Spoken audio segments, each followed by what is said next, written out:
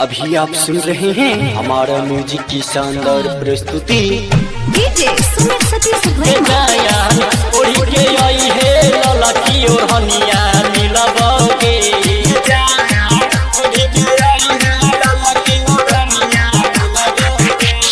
सबसे पहिले तजिया उठा के रन पर हम सब जइबैगे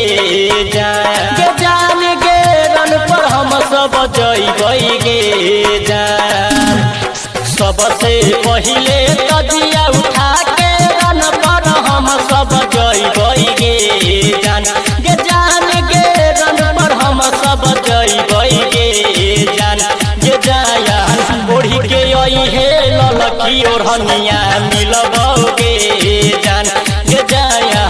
ओढ़ी के आई है ललकी ओढ़निया मिलबोगे जान सबसे पहिले तजिया उठा के रन पर हम सब जइबोगे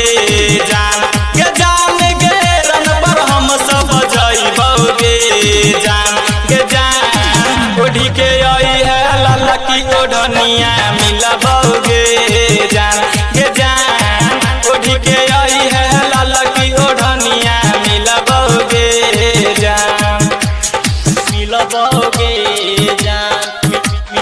मिलबोगे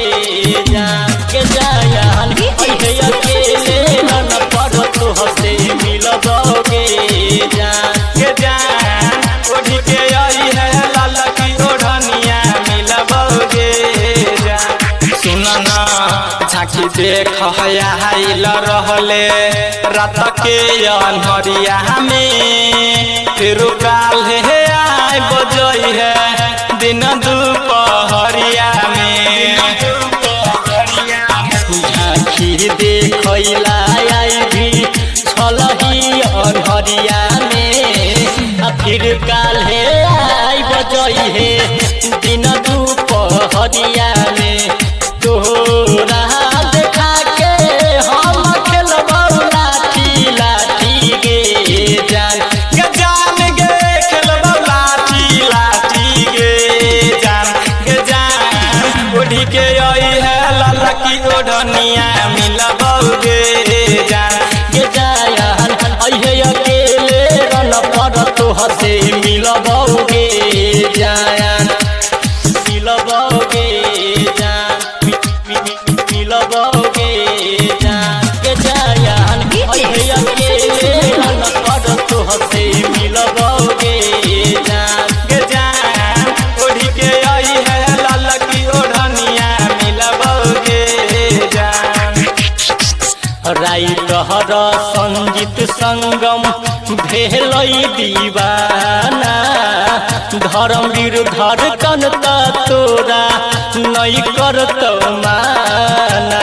नहीं करतौ राइटर रूपेश सुधीर भेलौ दीवाना डीजे पे बाजौ मन तो सबके गाना साज भरली